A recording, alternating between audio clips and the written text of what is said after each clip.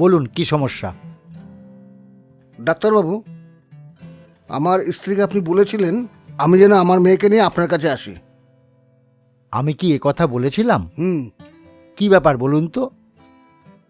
আমার স্ত্রী আমার মেয়েকে নিয়ে একটা মেয়েলি সমস্যায় আপনার কাছে এসেছিল। ও আচ্ছা আচ্ছা, বুঝতে পেরেছি। আপনি একটু বাইরে গিয়ে বসুন। হুম, ঠিক আছে।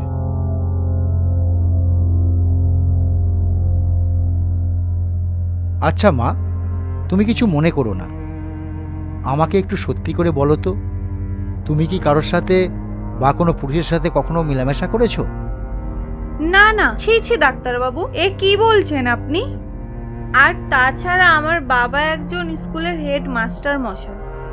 আর তাছাড়া আমার মধ্যে আপনি যদি এরকম কিছু মনে করেন তাহলে জানবো আপনার চিকিৎসা শাস্ত্রই ভুল। না না মা, তুমি রাগ করো না মা। আমি যে একজন ডাক্তার, আমার তো জানা দরকার। আচ্ছা, সেদিনকার ওষুধে তোমার কোনো কাজ হয়নি?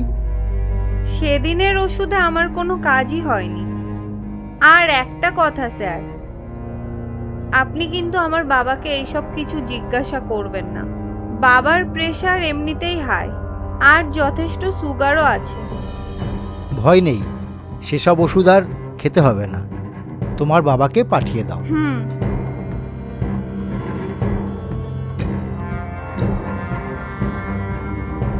বাবা, হ্যাঁ তোমাকে ডাক্তারবাবু ডাকছে। হ্যাঁ মা, যাচ্ছি, চলো।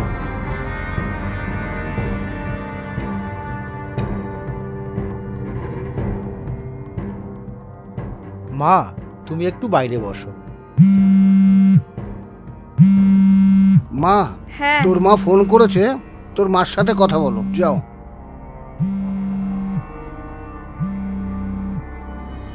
দেখে সাবধানে। হ্যাঁ ঠিক আছে। হ্যাঁ বলুন ডাক্তারবাবু। মেয়ে আপনাকে খুব ভালোবাসে, শ্রদ্ধাও করে, কিন্তু রোগ যা হয়েছে তা তো ছোঁয়াচে রোগ।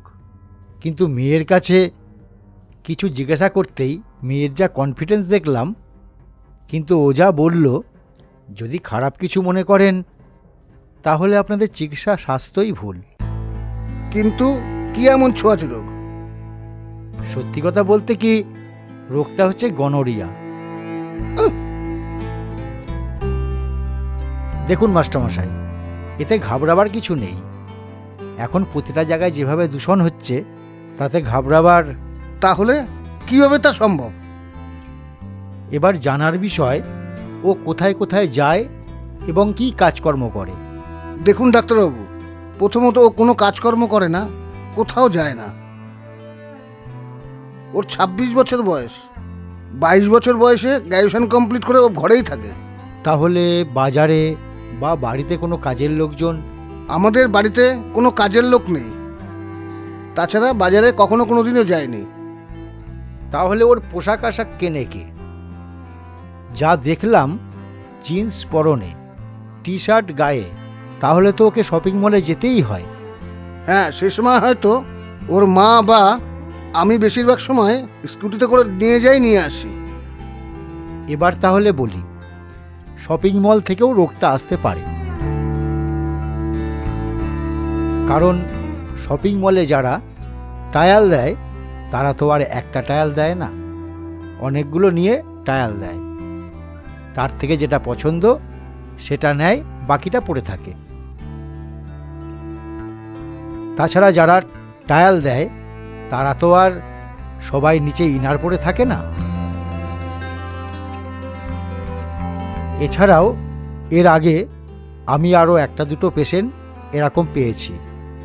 তাহলে কিভাবে তা সম্ভব? ভয় নেই, কিচ্ছু হবে না। ওষুধ দিয়ে দিলাম, রোগটা ঠিক হয়ে যাবে। এই কথাগুলো আপনার স্ত্রীর কাছ থেকে জানা যেত না, তাই আপনাকে আসতে বলেছি। নমস্কার, তাহলে আসি ডাক্তারবাবু। হ্যাঁ আসুন, কোনো ভয় নেই। হুম।